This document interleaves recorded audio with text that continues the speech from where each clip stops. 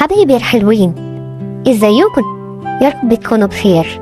أنا تيتا نوسة، وكل يوم هحكي لكم حكاية تتعلموا منها درس جديد مفيد ليكم ولحياتكم. يلا نبدأ الحكاية. حكايتنا النهاردة عن ولد اتحط في اختبار صعب، اختبار مش أي حد ينجح فيه، لحد ما سمع الصوت اللي جوه قلبه، الصوت اللي غير كل حاجة.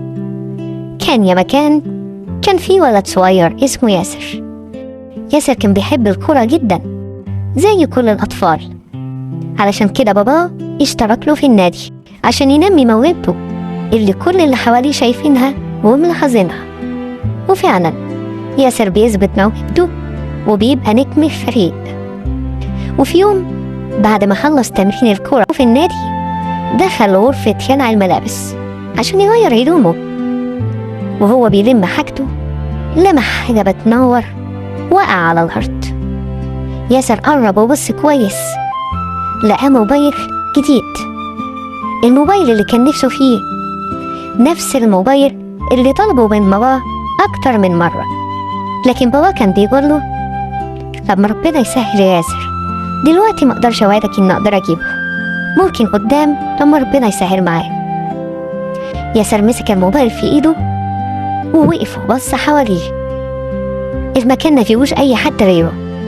ساعتها ياسر قال لنفسه يمكن صاحبه نسيه، يمكن زهق منه، بس خلاص دلوقتي بقى بتاعي لوحدي.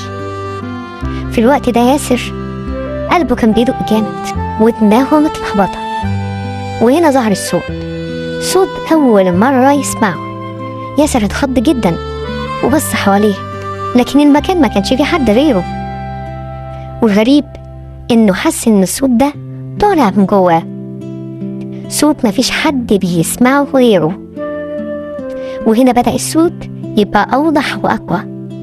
اوعى تاخد الموبايل يا ياسر، الموبايل ده مش بتاعك. ياسر اتوتر وقال بس محدش هنا، ولو ما خدتهوش أنا ممكن أي حد تاني ياخده، ساعتها إيه الفرق يعني؟ الصوت رد بسرعة اللي هيفرق إنك تعمل الصح.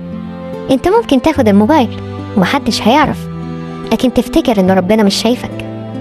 لو خدت حاجة مش بتاعتك يا ياسر ممكن تفرح شوية، لكن صدقني قلبك هيتعب طول العمر. ياسر قعد يفكر في الكلام اللي سمعه من الصوت، مسك الموبايل بإيده الصغيرة ووصله تاني. كان نفسه فيه قوي، بس الصوت رجع وقال تخيل صاحب الموبايل ده يا ياسر أكيد هيبقى حزين، تخيل لو دي حاجتك أنت. وهنا ياسر خد قراره، خرج بره غرفة تغيير الملابس ودور على الكابتن بتاعه، وأول ما شافه قال له أنا لقيت الموبايل ده جوه يا كابتن، أكيد صاحبه بيدور عليه دلوقتي. الكابتن ابتسم لياسر وقال له شاطر يا ياسر، اللي عملته ده مش أي حد يقدر يعمله. وفي اللحظة دي الصوت اللي جواه بقى أوضح وأعلى، وساعتها ياسر فهم إن ده صوت ضميره وقلبه اللي بينور لما بيعمل حاجة صح.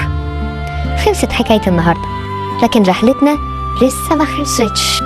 استنونا في الحلقة الجاية مع حكاية جديدة من حكايات تيتا نوسة.